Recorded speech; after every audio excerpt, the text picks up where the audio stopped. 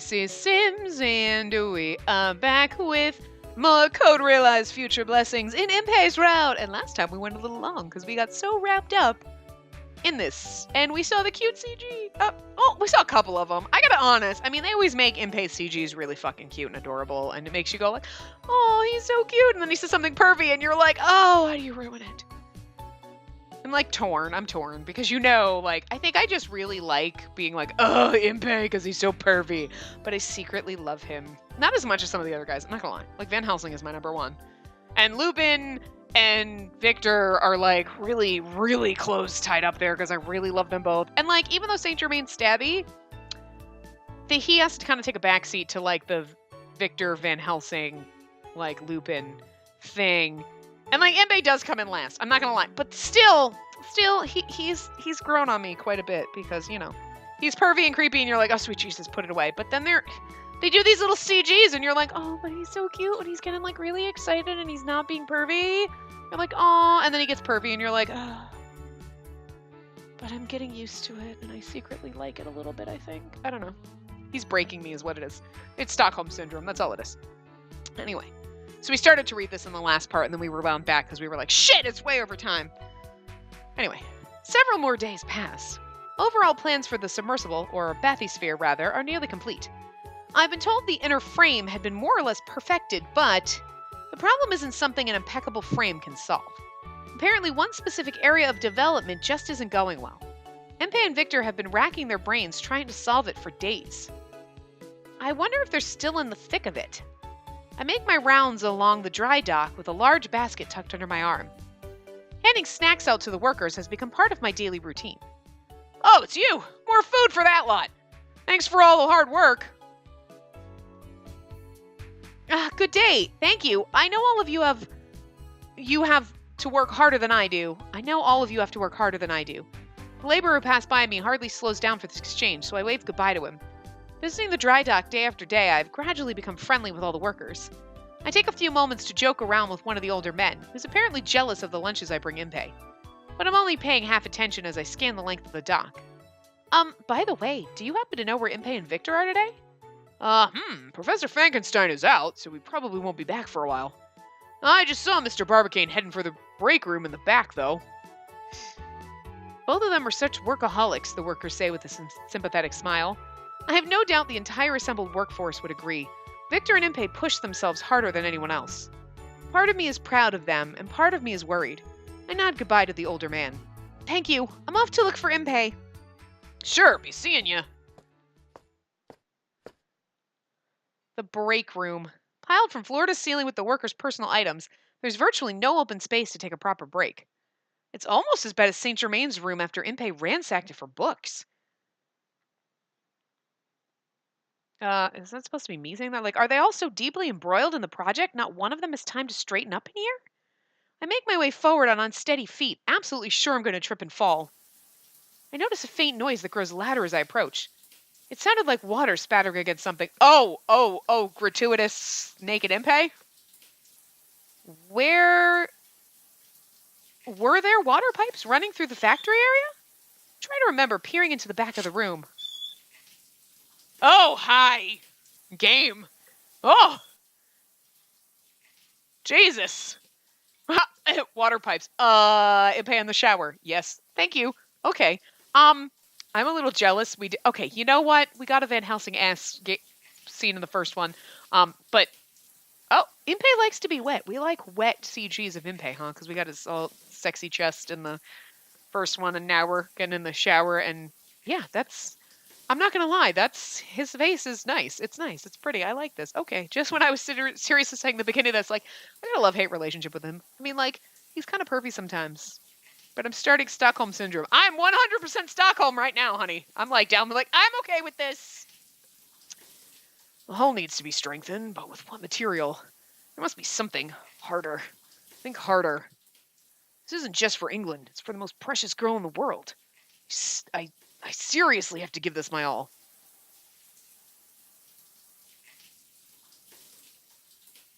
Spacey's just shocked, and the rest of us are just enjoying this. His broad back was directly in front of my eyes, and we looked and we went, oh, nice ass. You could scan down a little bit. I stopped dead in my tracks by the sight of his brilliantly shining skin. The glare can't be good for my wide open eyes. What is he doing back here? He's taking a shower, Spacey. Jesus. What is he? Why isn't Bay naked? The pale ivory cast of his skin, drops of water caressing his bare skin, his long hair soaked through. Too many unbidden thoughts do battle in my head. I feel faint and sway on my feet. I try to step backwards to steady myself and promptly fall flat on my rear end. That's when you are like, close your eyes and turn around and walk away. The only saving grace is that I avoid ending my basket of treats all over the floor. He stares blankly at nothing in particular. Eventually he glances into the mirror and our eyes meet in its reflection. This isn't what you think, Impey. I'm just, Huh? Where did you come from? I was thinking about something and didn't notice you come in. He's totally okay with being butt naked in front of us. Look at the grin on his face! You didn't... Oh. he's like, oh, do you have food? Oh, I'm naked. Whatever. Like, that's pretty funny. Impey is like 100% normal man right there. Like, oh my god, do you have food? You're naked. Yeah, oh, okay, you're embarrassed. I'll put clothes on. But food? Like, I love it. Oh, I don't suppose you brought any food. Sorry, I've gone full Monty. I'll go find my clothes if you'll wait. All right. Impey acts as if nothing happened, mumbling mathematic equations to himself as he shuts off the shower. Yeah, I mean, he's just like thinking things, and you walked in and you're like, oh dear God, you're naked. And he's like, yeah, so what? Van Helsing wasn't embarrassed by his nakedness either. I like the fact that we're the only one embarrassed by their nakedness. Like, we walk into Van Helsing's room, we're like, oh, you're naked. And he just stands up, and you're like, I'm going to close my eyes. But if we had just stared at him, we would have been like, I can just see everything. And he would have been like, uh-huh. What ups? He didn't care. Impey doesn't care. None of them care. None of them care. Wait. Oh. I attempted to demurely avert my eyes, but he only rubs his stiff neck and continues his cryptic one-way scientific dialogue. He is so wrapped up in this, he doesn't even care. He's, you know what, it's because he's totally confident. If we were the ones naked, he would be like, oh, no. And we would be like, oh my god, I feel so awkward. Meanwhile, he's like, I'm going to find my clothes and I'm doing mathematical equations. And like, we're like, oh dear God, I just see everything. It was just too much. I duck outside before Impey can tell how flustered I am. I would have been totally okay if that CG had gone a little bit lower. I'm just saying. I mean, the mirror stayed up a certain height, but we could have gotten like slight buttocks. I'd have been okay with that. I'm perfectly okay with that one the way it is, because that was not bad. That was pretty pleasant to my eyes. What a way to start this episode. This is super good. Nothing like refueling with a home-cooked meal every day. I'm sure. I'm glad you like it. He had tossed on his work clothes after I left him in the shower stall, but the break room was far too cramped for lunch. We ended up eating near the main work floor like we always do. It always makes me happy to watch Impey enjoy one of my lunches, grinning all the while, but... Yeah! Thank you. She was like, I can't get this out of my head. She's like, but... And I'm like, she can't stop thinking of this. Neither can I. And it just goes back. Thank you. Ah, look at how pretty... I mean, he's like sitting there and he's like... But the little smirk on his face... he's got like the intensity, like he's thinking off, but then that little... I feel... Come on. I know he's thinking work things, but it looks more like... It's that slight lilt in his lip that's like slight smirk. It's not a serious expression, but it's not a grin. It's just that little like at peace kind of look. It's pretty. I mean, the naked shoulders are fine too, but I can't even take a peep at him now without the image of what I just seen flooding my imagination. I know. And we can't even imagine the rest of what you saw because you didn't show us. And I just meant a little bit lower. I'm not talking about like man bits because that's a little bit too much. That's not what we do in these games. We leave that to the imagination. But I mean, we saw Van Helsing's like butt crack, so we could have just gone a little bit lower. We could have seen a little bit more back. Can I just tell you, we need a sexy one of Saint Germain because we kind of didn't get that in the first game. We got him standing there in the kimono being all sexy, but his back should have been butt ass fucking naked. I would have loved to just seen his pasty ass white back. Like, come on, that glowing, never touched by the sun skin of his. Jesus. Talk about somebody who's going to sparkle in the sun like a goddamn vampire. That would have been... Yeah, I know. I went there. That would be Saint Germain. He'd be sparkly.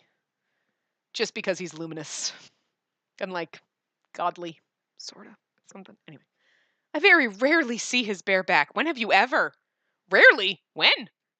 His shoulders are so much more broad than mine. I mean, we did see him bare-chested that time we were messing around and like fooling around. Like, so we kind of have seen him sort of undressed. I mean, topless. And that's nothing. But it's the fact that he was completely naked and wet. Just... That simple thought alone starts my heart beating double time. Which is silly because I don't actually have one. I swell up with emotions impossible to voice. Lust is a... Of course, Impey completely fails to notice, which is probably good. Something wrong? Oh, I'm sorry about earlier. You were just there. I didn't notice. Meaning I, saw you naked. Huh? Now he's embarrassed. She shouldn't have said anything. She'd be like, I mean, I didn't mean to walk in and interrupt you while you were taking a shower, and that was awkward and weird. Okay, whatever. He wasn't even thinking about it. An uncomfortable silence falls over us. No. I should be saying sorry. It doesn't bother me at all. Really. It's not like you seeing me naked is a bad thing, though. Wait, I get it now. I should have covered up sooner, right? You probably thought I was flaunting it. Flaunting it. What, your nudity or your man bit? Oh, God.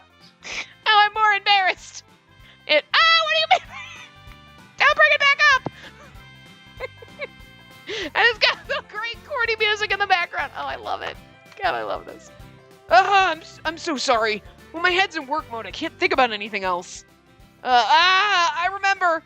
I am so embarrassed right now. I want to dig a hole and shove my head into it. It's no big deal, Impey. I don't mind. Not really. Impey turned several alarming shades of red. I'm the one who apologized, but it somehow feels like the exact opposite. I've got to change the subject. So, I mean, you look great naked. I mean, oh my God. Oh, dear God. I'm not opposed to seeing you naked again. I mean, Jesus, what am I saying? I need to leave now. Forget I said anything. I'm going away. Like, I can't keep thinking about it.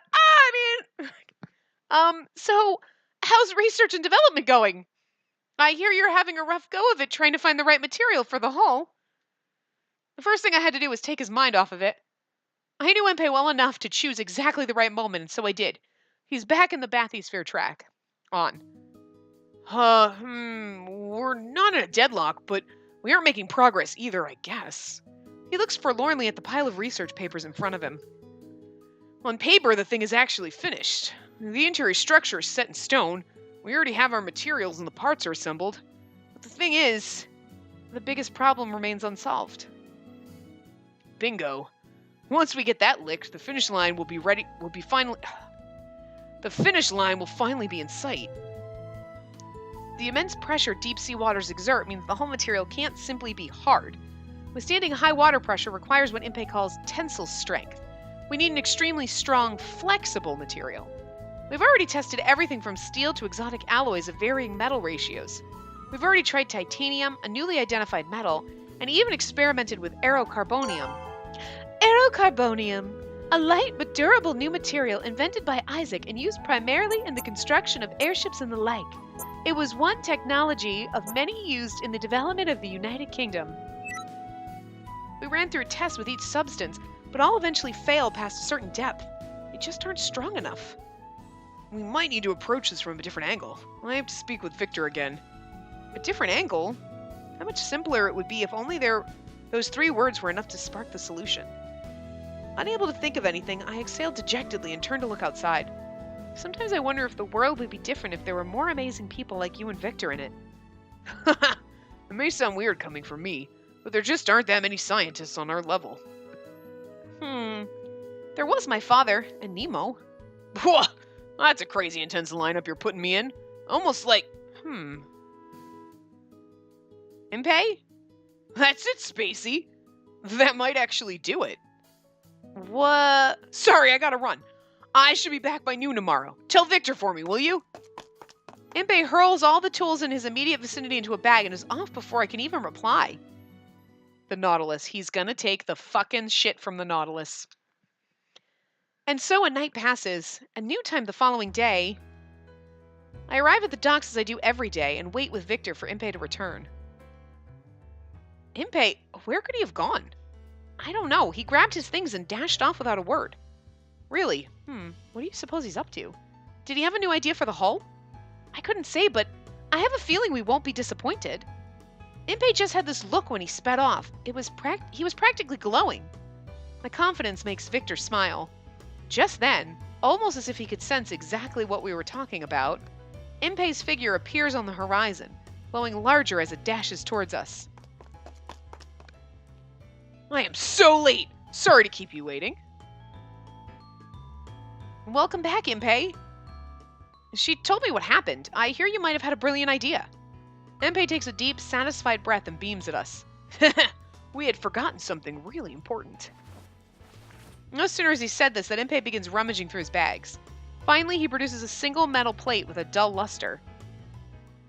Bam! Know what this is? A metal plate? Is that... Can I take a look at it? No doubt. Go ahead, both of you. Give it a good hard look. At first glance, it seems no different than any other tooled metal plate, but something about its dull gleam is familiar. Furrowing my brow, I reach out to touch it. Well, it isn't regular iron.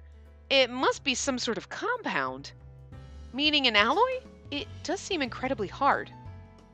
Of course it is. In fact, it gets my super sturdy certification.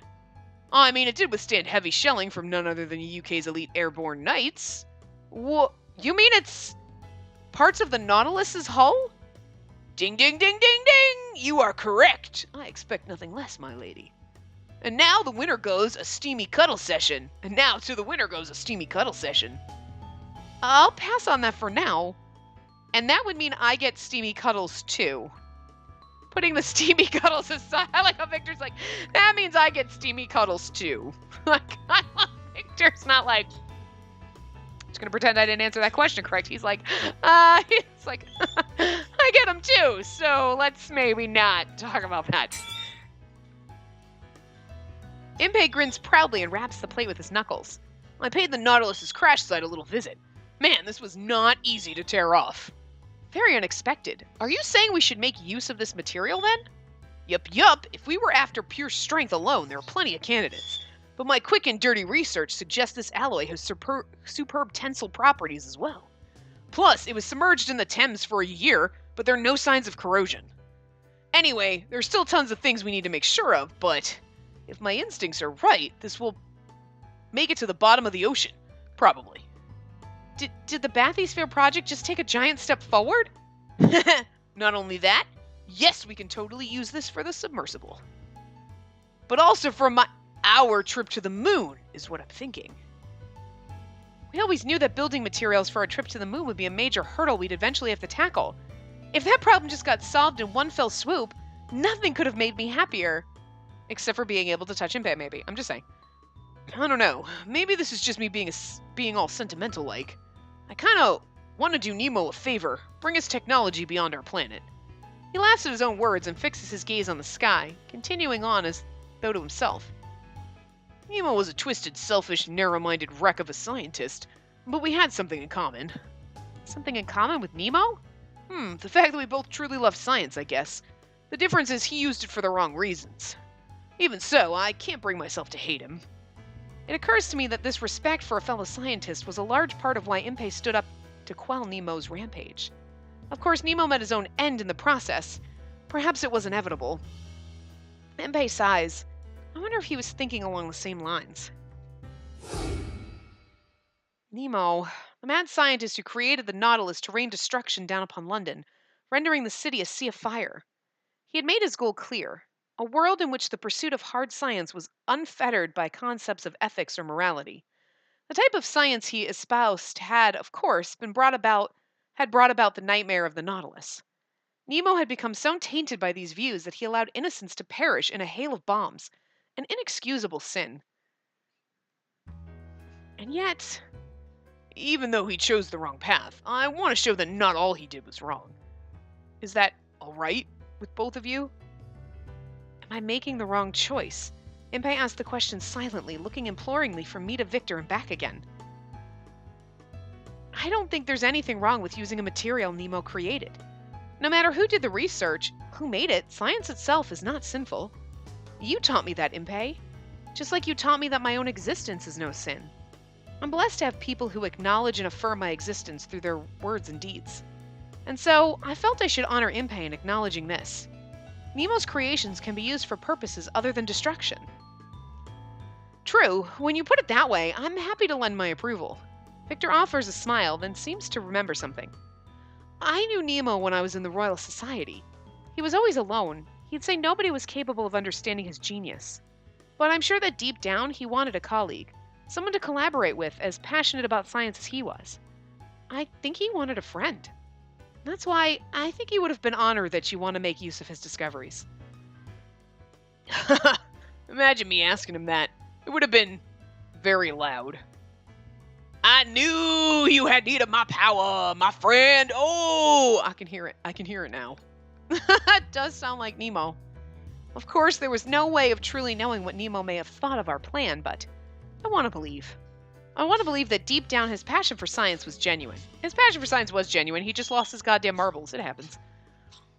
I mean, I'm not saying what he did was right at all, but, you know, he had a passion for science, and he was shunned by people, and he felt like, and he was a little cray-cray. But I think if he had had a friend, like Victor had said, see, Victor, I knew him when I was in the Royal Society, and I didn't befriend him. God damn it, Victor, you could have prevented all of this. You're a horrible person. I'm kidding. I love you. Victor's like, shit, I should have been his friend. I can't see Victor being friends with Nemo, though. Victor's like, too, like, you're gonna scare me. You scare me, I'm afraid. Impey, though, yes. If Impey had met him earlier, he'd have been like, oh my god, we'll be best friends! And then they would have had their little bromance.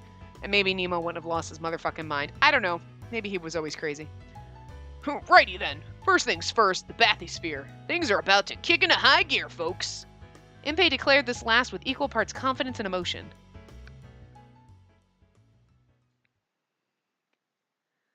Having overcome our most daunting obstacles, work on the bathysphere accelerated to a fever pitch. Within a scant few months, our prototype is taking shape, which means our next step will be the much-anticipated dive test on the open sea. And thus the day of our test arrived. The finalized bathyscope prototype was towed along by a cargo vessel through the mouth of the Thames and into the sea. Blue to my left, blue to my right. Dazzling, brilliant blue all around me. Look at how pretty it is. The striking azure of the sea stretches as far as the horizon, meeting and mingling with the lighter blue of the sky there. Cool salt breeze tousled my hair, and I gaped starry-eyed at the vast expanse. So this is the ocean. Huh? Spacey, was this your first time at sea? No, it isn't, but I never had the chance to calmly take it in before. Oh, then take it in, all the way. Look over there, flying fish. Reflected sunlight dances on the waves, so bright I have to squint to see. The majestic seas seem to go on forever. Part of me still can't believe we're about to journey into the depths of the sea. You know, it's a strange thing when you think about it. You two were supposed to be headed to the moon, and now you're headed for the bottom of the sea. Don't they say haste makes waste? This is still a huge step forward for us. All the other workers were off doing a final check on the bathysphere, leaving the three of us standing alone to talk. We hadn't been speaking long when Lionheart, here as an observer, strides up to us. Great. When I like him, it's just, you know, it's hard doing something. There's a lot doing his voice and Impey's voice, and thank God we don't have to do Nemo, but we kind of had to do a Nemo there for a second. We're soon to reach the destination. The three of you are quite prepared. Certainly, we will not fail. I'm topside support, so I'm probably a lot less nervous than the two taking the plunge. He's not wrong. The trials called for Impey and I to clamber into the bathysphere and make for the bottom of the ocean. Impey had been the de facto leader of the operation for some time, and the vote was unanimous. He would be the one to pilot it. I was chosen as co-pilot as I had very diligently applied myself to learning how to control the bathysphere. Which is a complete front, of course. The truth is that Impey had campaigned hard to get me appointed as co-pilot, saying he couldn't do it without me. Also, if I die, I want my girlfriend to die with me. I feel like if we die together, it'll be like... Honestly, who wants to co-pilot and risk death and leave their wife and children or husbands or whoever behind? Because I'm just saying, if she co-pilot, we die together, no one's going to miss. Our friends will miss us, but whatevs. We don't leave a husband or a wife or kids behind. It makes perfect sense to me. It's logical. But... If I'm to get into this contraption, one thing concerns me above all else.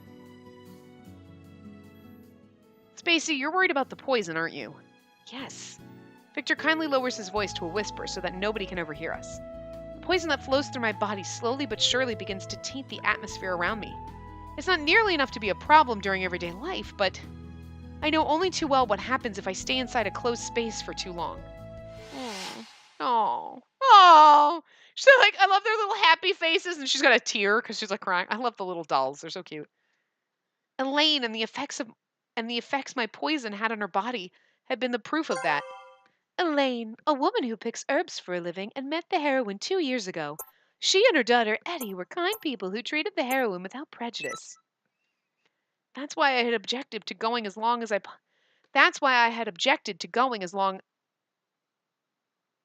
I possibly could. As AI? Proofreader. Are you sure it'll be all right? I'm sure. You won't be submerged that long, and according to my calculations, you'll be absolutely fine. Also, something is on the tip of Victor's tongue, but he stops himself. His expression turns soft. His smile is gentle and genuine. It's not for me to say. He gently takes my hand in his. Looking me directly in the eye, he speaks. You'll be fine. Trust us. Trust Impey and I. Above all, trust yourself. All right, I will.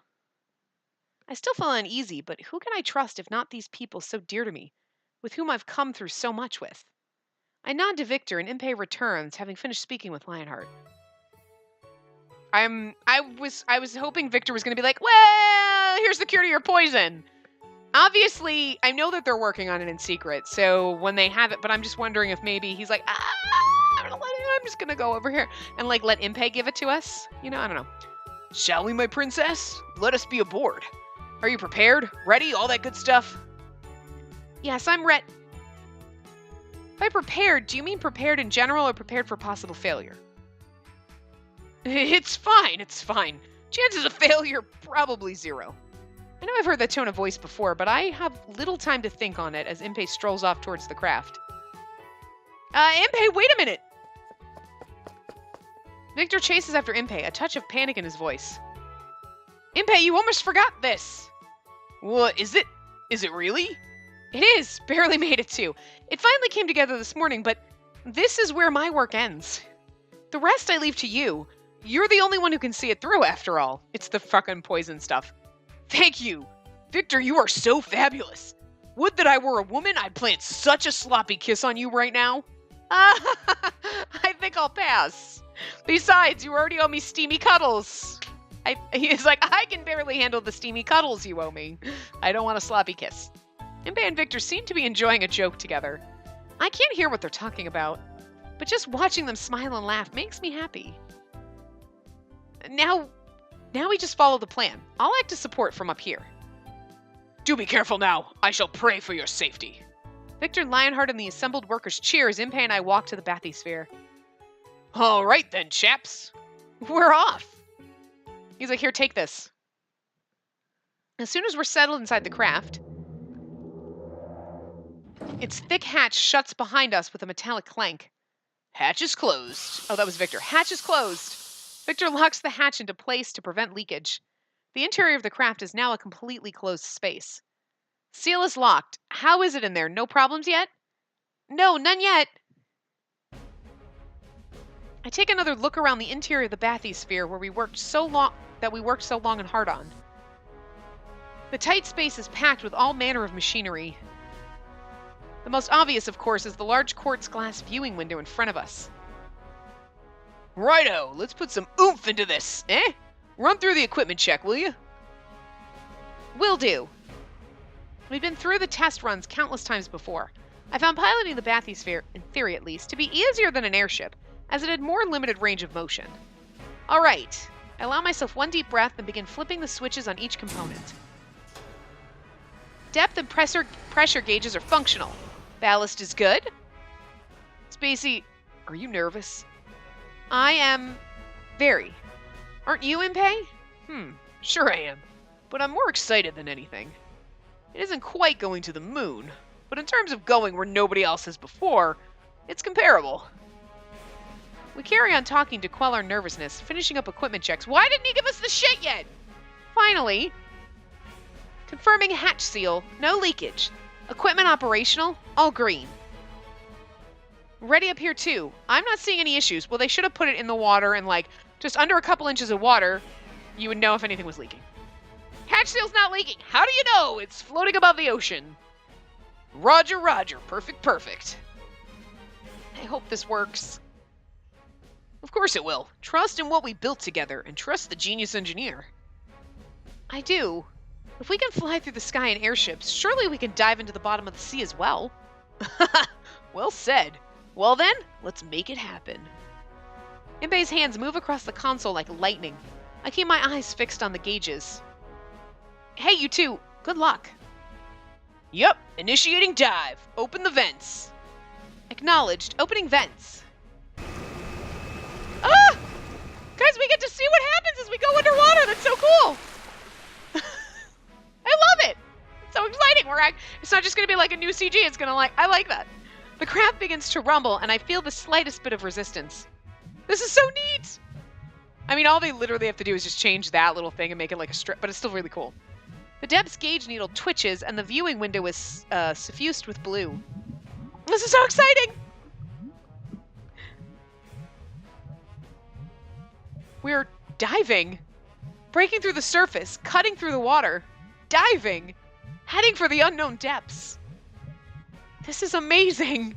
In the blink of an eye, our view through the window clears, and an underwater world spreads out before us. Schools of fish flit about the shining blue, seeming to dance. Found Nemo! That's funnier, because I was literally just thinking of, like, Nemo, like the fish, like the Finding Nemo fish, and then I forgot that Nemo was... Found Nemo! He's definitely dead, I just found his body. Oh, it's like a whole weird fucking version of Finding Nemo, isn't it, huh? We had done a few preparatory runs in the Thames, but I could not have been prepared for how different the sea would be. I had no idea it would be so beautiful down here. Much too early to be impressed. 20, 30, we are going deep. Nope, it's Impei, and I'm not even gonna, nope. Impei turns his attention to the viewing window and is immediately rapt. The only color we can see is blue. Deepest, purest blue. The light grows darker as we descend, as vast schools of fish swirl around us. It feels unreal, like living a fairy tale. It's like a dream. Yup, just you and me, a date in this world of water. Say, mind if I scooch closer? Impei wraps his arm around my shoulder. However, the voice of an unexpected chaperone suddenly blares from the Aether transmitter. Aether and the transmitter. Aether is a transmitter thought to have been abundant in space, according to physicists prior to the 19th century. The idea was debunked in modern times, but it exists in this game and is used for communication and the like. This is no date. The dignity of our very kingdom rests on this project. Be serious. Whoa! What is with all the shouting? Things are about to get fun down here. Well, we can confirm the transmitter works underwater. He's like, things are about to get fun down here. And Victor's like, we don't want to hear it. Because we can't also see it. So, look. They're like, oh, it's like phonograph porn. You don't get to watch it, you just get to hear it. Like, for now, based on this rate of attenuation, I don't think transmissions will go through much longer. Oh, it's just as the young lady said. Communications would appear to be breaking up. What? Halt! Listen, Impei, this project... Ah, the transmitter's reached its limit. What a shame. Phew, that takes care of that. Are you sure cutting off transmission is the best idea? It's fine, it's fine. It was gonna cut out anyway. Turning it off now is no different. If you say so. As concerned as I am, I still can't help but gape at the view our window offers. As the needle of the depth gauge climbs, the schools of dancing fish we had seen become fewer. Much larger fish appear in their stead, some of which I'd never seen before. It's about to get really dark. Hit the outer lights, would you? They turned it on. Ah! Monsters! Acknowledged.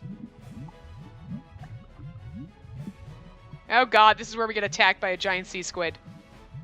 Sharks!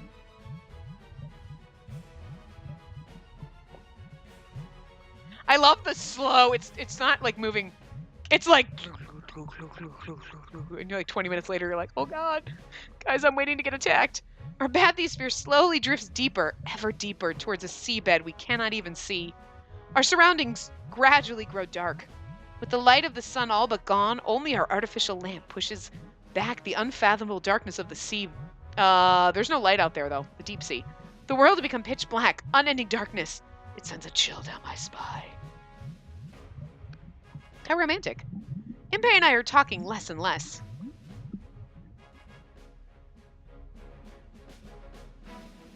Oh my god, did we land on the seafloor?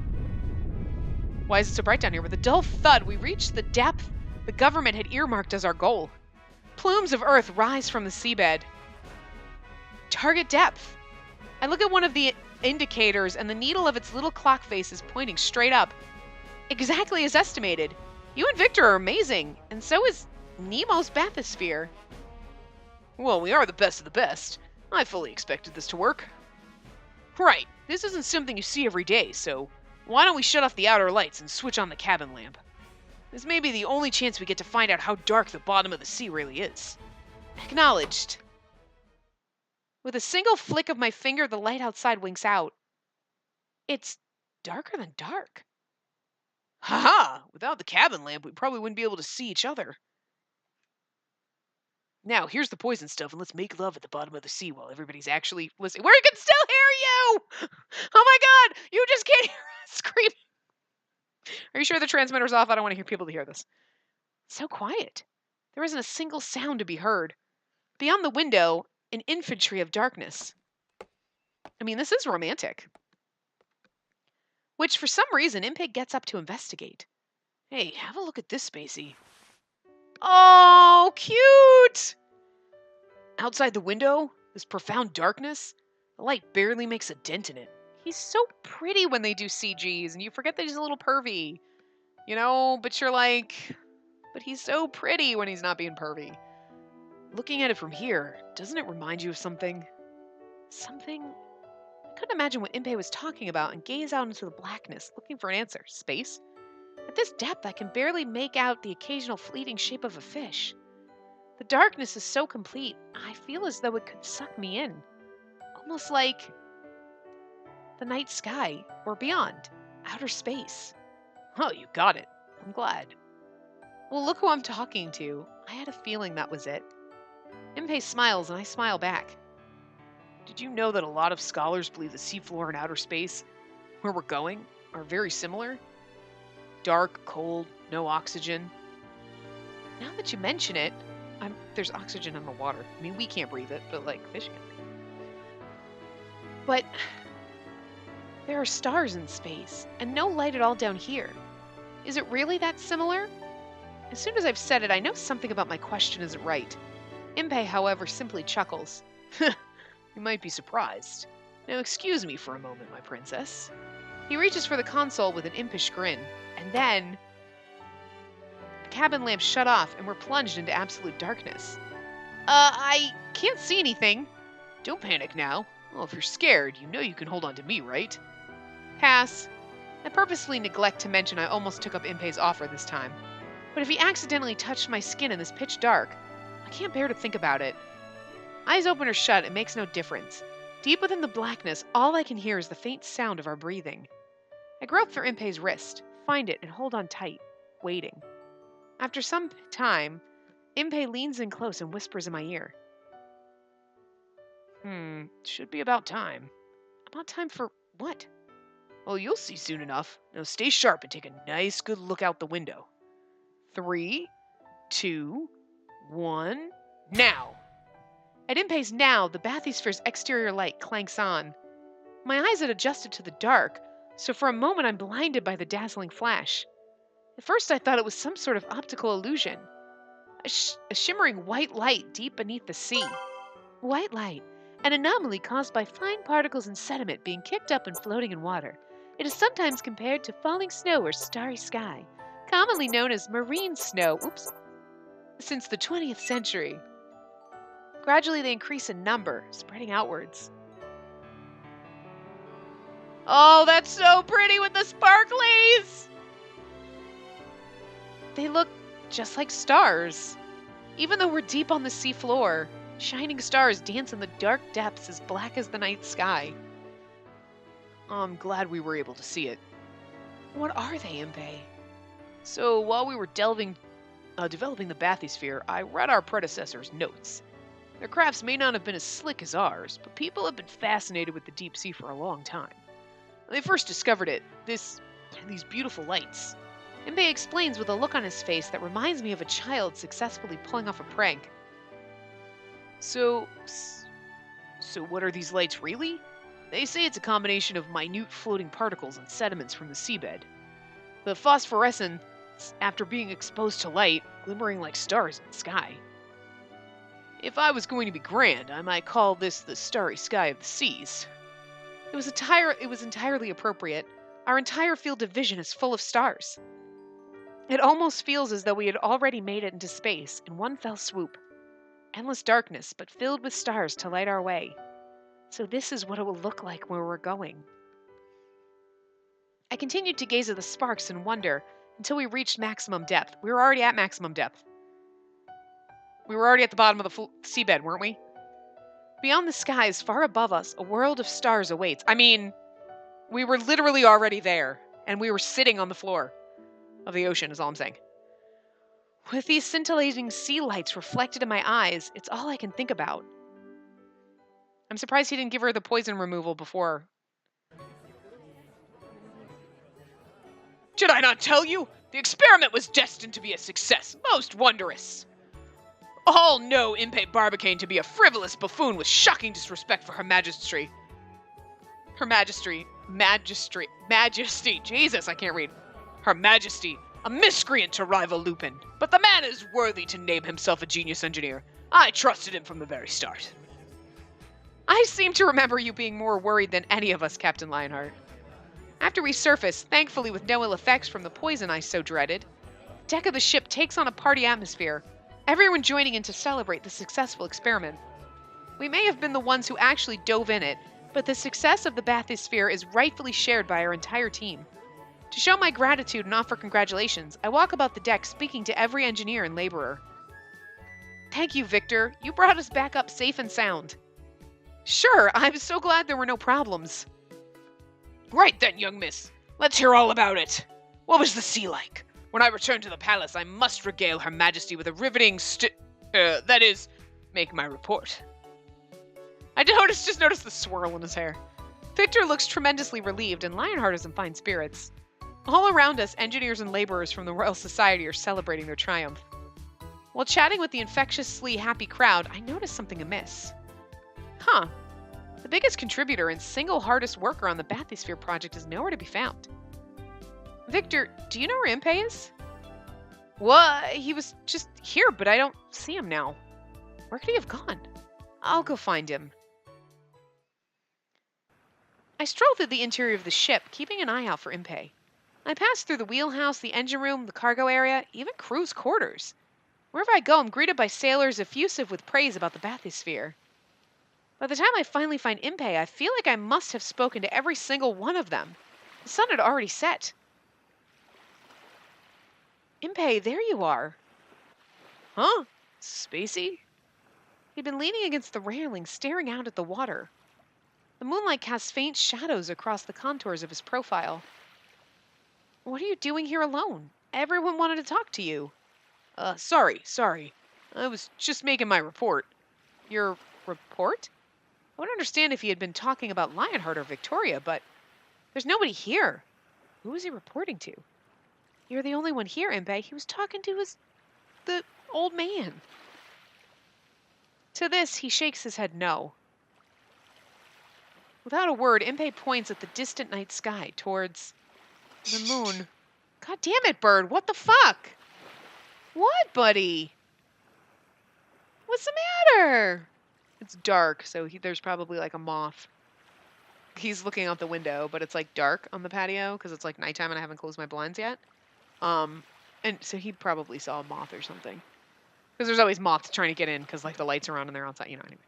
Immediately, it all falls into place, and I understand what he meant. Ah, you mean the old man, don't you? You got it. I thought I'd boast a little about our latest progress toward the dream. Today's extreme environment test data will be useful, and it's something me and the old man couldn't have pulled off alone. And there's more. So much more I want to brag to the old man about, but... I don't know. I'm just thinking. That's why I've sort of spaced out.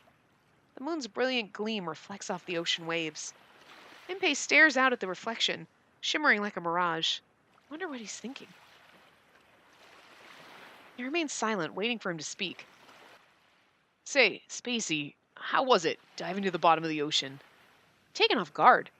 I was so sure he was going to talk about the moon, or space, or the old man. What are my honest feelings about our underwater adventure today? The bottom of the sea was a place darker than the blackest night, where I could barely sense or feel anything. I felt, to be honest, it was a little scary. Even safely floating above the waves, I vividly remember the pressure of being beneath them. It was a dark, dark world that would crush us if not for the bathysphere. If we were to somehow take one step outside, we would cease to be. The sheer magnitude of that fact makes me feel small and insignificant. If you hadn't been there with me, I don't think I could have stood it. My honest feelings. Impei nods in understanding. It was the same for me. You were scared too? Of course I was. Just thinking about being down there alone. Major heebie-jeebies. He laughs at his own statement, so unlike him, and shrugs. And that's why you've chosen to share my dream, to walk this path beside me. And I truly, truly love you. I know it won't begin and end today. It'll be the same when we're on our way to the moon, too. I'm so glad I met you. I'm so happy I fell in love with you. And you should also be happy that I also fell in love with you, because otherwise you would still just be up Shit's Creek. I say that from the bottom of my heart. Impei lavishes me with unexpected attention, and I don't know how to react. He lavishes you with unexpected... No, he's being kind and not crude is what your problem is, because you're normally he's getting pervy, and now he's just being genuine, and that's weird. I immediately avert my eyes, unable to think. I try to say something that wasn't a direct response. You're going to make me blush. That was so sudden. Fine, fine. You're allowed to blush in front of the man you love. You're allowed to do anything. He seems to have amused himself, so I let him laugh. Then... Hey, Spacey. Impei looks me directly in the eyes. His expression is serious and resolute. I feel drawn in by his no-nonsense manner. Yes, Impei? You remember the project me and Victor are working on? Yes, of course I do. Impei and Victor have been struggling with their secret research project for a long, long time now. I know better than anyone how much sleep they've lost over it and how much it means to them. We're getting to it. He's got it. He's got the cure. What about it, though? This morning, finally, we finished. With that, Impei produces a small medical vial. The liquid inside emits a faint glow that makes me feel inexplicably nostalgic. What is that? It's still a secret. Here, I want you to drink that. Oh, it's not a love potion or anything. Oh, you and your jokes. A love potion wouldn't work on me anyways. I couldn't possibly love you any more than I already do. Oh, haha! Snappy comeback. And so, I pull out the vial stopper and lift it to my lips, making sure they don't touch. The liquid has a faintly sweet aftertaste. It's sweet. It's poison! No. That was the only impression I could offer, unfortunately. And is there a specific reason you wanted me to drink this? And the fact that you just trusted him? It's a super duper important reason, yes. You may not fully understand this yet, but it's super important for both of us. Both of us? Like, she can't even guess. She's just totally like, it's one of those things where you're like, duh! That's what I would do. I mean, how many times have I done that where you're like, oh my god, I'm so dumb. I just figured it out. You know what I mean? Yeah.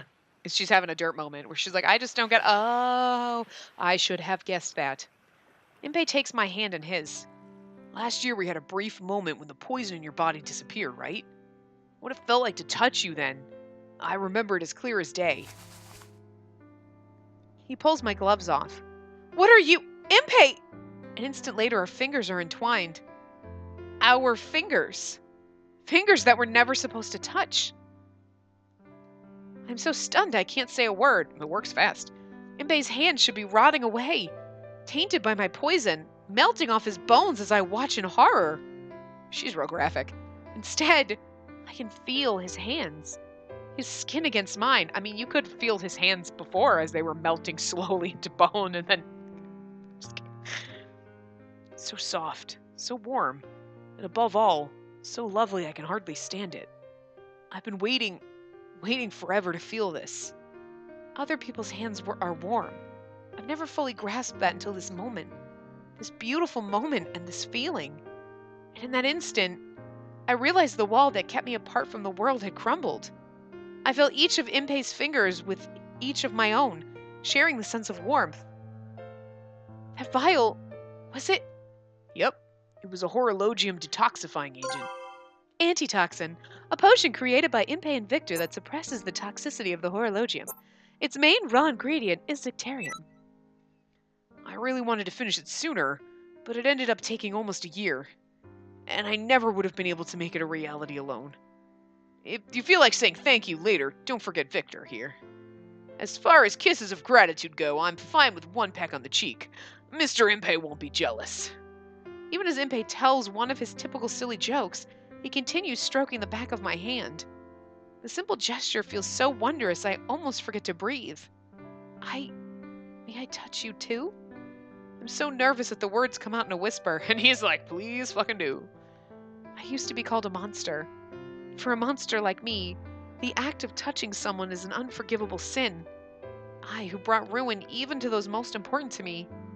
Do I deserve to touch anyone else? Of course. Do I deserve to touch the man I love? Of course you can. Goes without saying.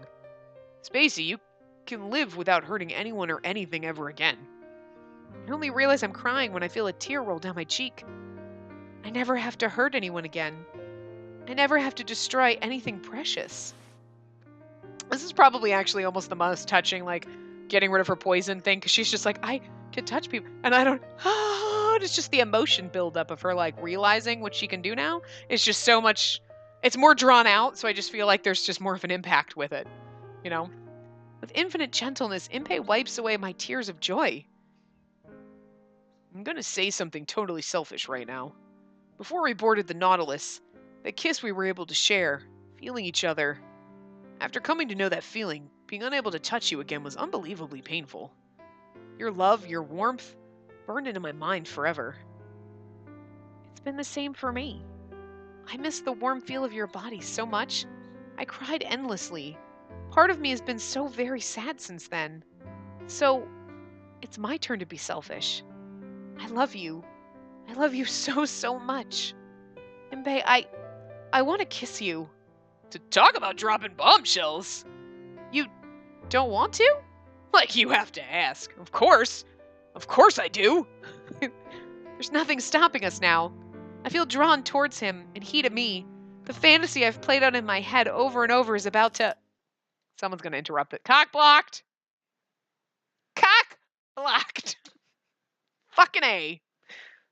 It's alright. I still think the one where he, like, goes to kiss us and he's really just kissing our finger is actually the cutest fucking thing, but... Victor and Lionheart. Spacey and Impey. That was awful timing. I'm sorry. Whoa! What do you think this is, a peep show? It is hardly our fault. You lot should be sorry for attempting such things on a tiny vessel like this, I say. It's a kiss, for fuck's sake. But I think of how proper... So improper and scandalous to see you kissing. That's fucking cute. Look at the swirl in his hair. He has got a fucking pin curl. I fucking do that to the front of my hair every motherfucking day. Well, not like that, but because I don't have the bangs. Also, it's just that front part, but I just noticed that. How long have we been playing this game? Like, what are we, like, on 5,000 parts now? If you think about the first one on this, and I just noticed he's got a goddamn pin curl. Like, is that new? Like, did he just put that in for this one?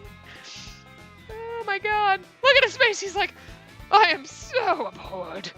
Oh, he's like, honey, you know you want to, he's like, oh, That's awful and vile, and I so want to do it to the queen. I tried to stop him, you know, but Captain Lionheart insisted on finding you. The man and woman of the hour went missing. Of course I came looking.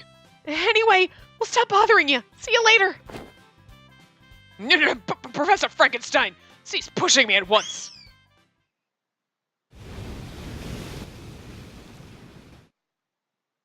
That happened. It did. That happened. That is so fucking normal, like, modern day response. So that happened. Like, I love it. But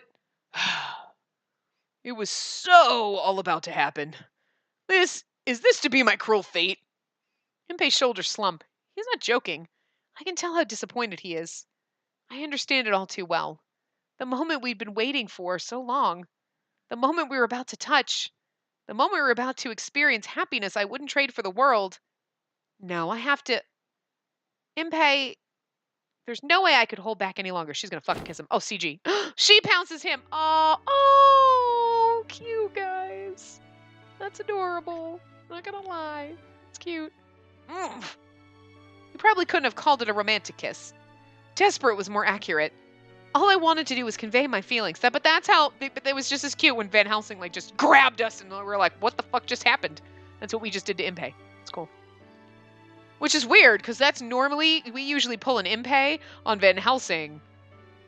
But this time we pulled a... Van Helsing pulled an Impey on us, and we pulled an Impey on Impey. Weird. He was right here, the most important person in the world to me. I needed to convey everything I feel. It was the only thought in my head. Unconsciously, I pull him closer, gripping hard. Impey responds in kind, holding me tighter still. Oh, yeah, well, don't worry. Bad things are going to happen to you tonight. I meant, like, good things, but, like, naughty things. That's what I meant by bad. But I still need... Aww. Oh, look, she's got her leg up around him. Wow. She's, like, ready to, like, fling her legs around his waist. Damn, girl. Oh, he's got her up against the rail. Oh, God, don't drop her. Don't drop... He's not going to... It's Impey. He's not going to drop her. I'm not. I can't. I'm not making her kissy noises. Slurpy, slurpy, slobber. No. I need to be even closer to him. As close as I can possibly get. Oh, I'm sure that's what he wants later. His heartbeat. His body heat. Everything he is. I needed Impey so desperately I was only vaguely surprised when I even tried to wrap my legs around him. Whoa, girl! Simmer down. What else was I supposed to do when it felt like my own body was a barrier to getting closer? We kiss as if possessed. Our lips locked together until we run out of breath. Forced to gasp for air, we finally talk to one another. The word is passionate. I've been holding back for a year, Impey. I couldn't help it. But I still haven't had enough of you. You'd better prepare yourself. He's like, He's gonna do you right on the deck of this fucking boat and it's gonna become a porn. I'm just saying. I mean, Jesus. I could say the same. Know why? I adore you. I'm so sorry to have to inform you I adore you more than. It was almost like play arguing. We laughed together joyously, and something tells me we won't stop anytime soon. No, not for a long time, if ever. We are to pursue the same dreams, side by side, hand in hand, forever. Is that like the end of this path? Because that's like super short. I mean, we're at an hour. Oh my god, it was! Dude! His was actually shorter than the others. Maybe we didn't talk as much? Well, no, not really, because we had, the last part was a little bit, 15. No, it was probably about the same. Because we'll finish. See, they always have her like that, but like, that never happens.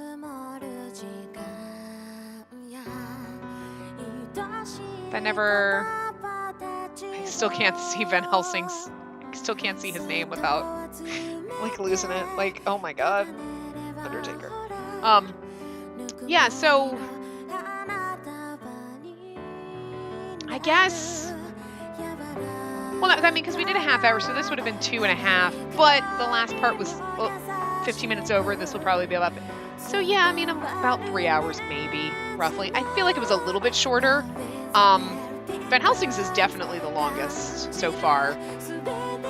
I'm okay with it. I feel like we got gypped on Van Helsing's path in the first one because we didn't get to kiss him. And I'm kind of glad they ended it where they did, because otherwise we would have been seeing some really inappropriate CGs this whole thing. So demonetized because of the song. Like, every part demonetized. Doesn't matter. Doesn't really fucking matter at this point. Oh god, I'm gonna fall off my basketball. Aww.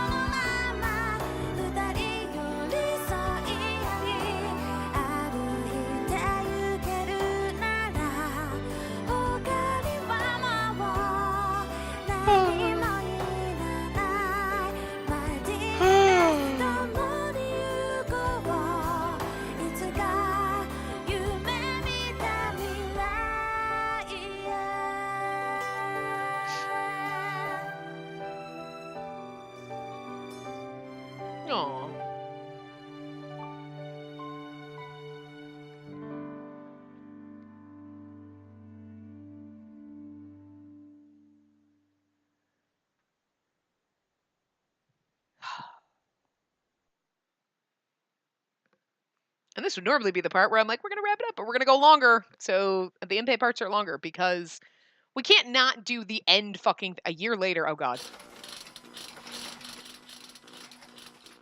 He's singing Twinkle, Twinkle. I'm not singing it. Twinkle, Twinkle, Little Star. He said, I'm not singing it. I'm not singing that. How I wonder. I'm not singing it. Ugh. Très bad. Did I mess up the settings? Come on, come on, come on. There we go. My cute little baby ornithopter. Today's going to be the performance of a lifetime, so show me some love here. This is not the ornithopter, though. The performance of a lifetime, eh? What's the star of the show doing lollygagging backstage then, Impey? Oh, God. If we get married to him, I'm going to be literally fucking pissed because we didn't get to marry goddamn motherfucking Van Helsing. Why do they dick us over? Oh, Lupin. Wait a minute. The gas regulator is off. Twinkle, twinkle. Ugh. How can you be so laissez-faire? I'm glad you made time in your busy schedule to sing. Look at the clock, man. 5 minutes until your entrance. Yeah, we're getting married. Whoa, when did it get so late? Right now. Seriously, if you miss your cue, things will not be pretty. Calm down, calm down. What do they say about heroes? We always arrive in the nick of time? Telling you, my princess must be so worked up right now she's fit to burst. Proper ladies do not burst. And by the way, the crowd of people who showed up are getting restless. If the buffoon doesn't show, I shall act as groom in his stead. After Delhi made that bold proclamation, it's been an all-out war for the hand of the bride. Oh my god, I'm pissed. Guys, I'm so mad. I know it's technically been like 2 years, but we didn't get to marry Van Helsing just one day. We sort of kind of married Victor. Oh, but we got an Impey wedding? So mad at you, game. So mad at you. Should have been married to all of them. We already married Lupin, but whatever. Whoa! I could lose my bride at her own wedding? Sure you could. And FYI, the smart odds are on Spacey right now. Spacey? Pardon? Ugh, anyway, I have to get a move on. Only you. Wait for me, Spacey! Your one and only true husband is coming for you! Sacre bleu. High maintenance until the very end. I'm looking at you there. Stop staring at me, Lupin. Stop. Stop being so sexy. Stop looking at me sexy. Make her happy for me, partner. Oh! Lupin, that sounds so naughty. Well, Lupin, come back. Meanwhile, on the deck of the airship, the guests assemble for this day, wait on pins and needles, expecting the happy couple to appear at any moment. They're late. It's almost time. Don't tell me he got cold feet at the last second. I don't quite take Impey for the type.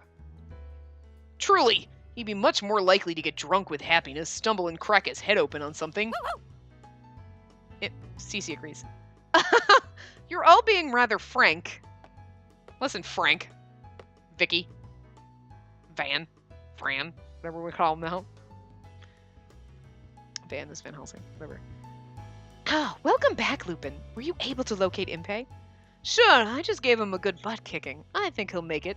Barely. In any case, I still can't believe it. Those two getting married. Not to mention this holding the ceremony on an airship. But I don't think you find the showmanship very fitting. But don't you find the showmanship very fitting for Impei? Whoa, it's finally happening! Hold on. What's with the bell? Did they really load one on an airship? I don't know if you call that perfectionism or... Yes, yes, now quiet down, will you? It's starting. Your pardons, gentlemen. I'll be serving as chaplain today. Gathered friends, may I present the bride and groom? Oh my god! Saint Germain is marrying us? That's so cute, guys. That's adorable! Aw! Wait, that's dangerous in his path. He's just gonna be like, oh, by the way, I made sure we got married already. That's not creepy or anything.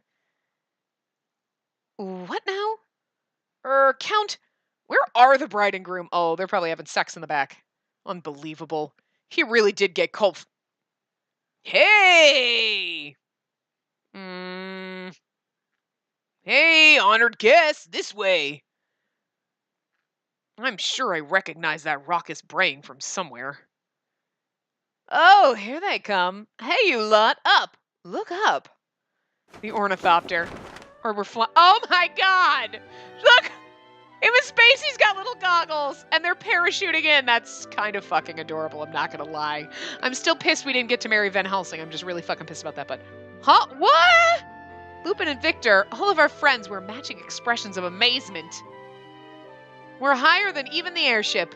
Deepest cerulean blue surrounds us completely. There can be no denying where we are. Sky. The warm light of the sun beams down unobstructed, making my pure white wedding dress sparkle as it flutters in the wind.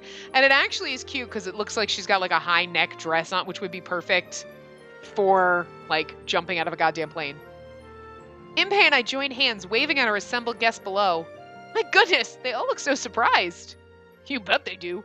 Who would have ever guessed we'd come hurtling down out of the sky? Right then, once again, distinguished guests, today marks the occasion of me and my honey's super-duper lovey-dovey wedding. Be welcome, one and all. He's really getting into the role. Well, they are today's star performers. Not a bad day to offer honest congratulations as a friend, I suppose. Oh, incredible! Truly incredible! They are flying in the sky. It must be that gravity alleviator device. Quite an unexpected use for it, I must say. No, we're wearing packs. We're totally gonna... Yeah. We wave at the crowd again and a cheer erupts from below. A wave of happiness overtakes me and I don't bother trying to hide it. Smiling, I turn to look at my beloved. Say, Impei? She's like screaming at him. Like, she's got an Impei's face on right now. What is it, my sweet honey? You really don't have to enunciate like that. But anyways, what made you want to hold our wedding ceremony in the sky? Number 1, to test the gravity alleviator. And number 2, can you guess? Impei grins. There's a secret behind that smile, I think, as he whispers in my ear. I've had this idea for a long time. Look, we have matching braids, too. And goggles. Ours are red to match his hair. It's great. If we're going to get married, I wanted the ceremony to be as close to our goal as possible. You mean... We lock eyes, then look up at the distant skies together. There, suspended at the farthest reaches of the horizon, the moon. It's ever so faintly visible in the daylight, like a mirage. Even so, Impei and I will never lose sight of it. It's our goal, after all, gleaming beyond the bounds of conceivable distance. It's our dream. Let's go, Impei. Oh, you bet we are. Old man, we'll be there soon. Just wait for us. Going to the moon. Impei and the old man shared that dream and did everything they could to achieve it. Now Impei shares it with me. Plans are going well. Exactly 2 years from now on this date, I depart for the moon. My love will be with me and we will journey beyond the stars. Oh, they're gonna die, but it's cute. They'll be married for 2 years at that point. On our 2-year wedding anniversary, we're going to die together as we rocket off to the moon. I have no faith in their ability to get to the moon. I'm sorry. I don't. Oh, that was a quick... And you know what I realized we didn't look at in the last... when we ended Van Helsing's part? We didn't look at his... we didn't look at all his beautiful CGs. We'll go through and look at them again at the end. Where's my... Why is my thing not working? Oh, I can't go up or down. I can only go... Well, that's weird. That's really fucking weird. I mean, I am not gonna lie. That's not a bad one. And I know we didn't look at all of Van Helsing's, but, yeah, we didn't end his part at the end. We ended it in the middles. We'll go through and look at them when we get to the end of, like, his thing. But now we're at the Impey's route, so in the next part, we'll start Saint Germain's route. So Impey's went a little bit faster, I feel like, but, you know, I mean, we got this CG, and they got married, which we didn't get in Van Helsing's route, so I feel like, yeah, well, you should have made that part longer, you goddamn frickin' never. Why do they frickin' cockblock us with Van Helsing? What is the deal? It's okay, Stabby McStabberson is next, so that ought to be good, you know, because he's all sweet and romantic-y now, so we'll see. Anyway, I will see you guys. I love this game, I really do. I will see you guys next time. Remember to give the video a big thumbs up and subscribe to see more.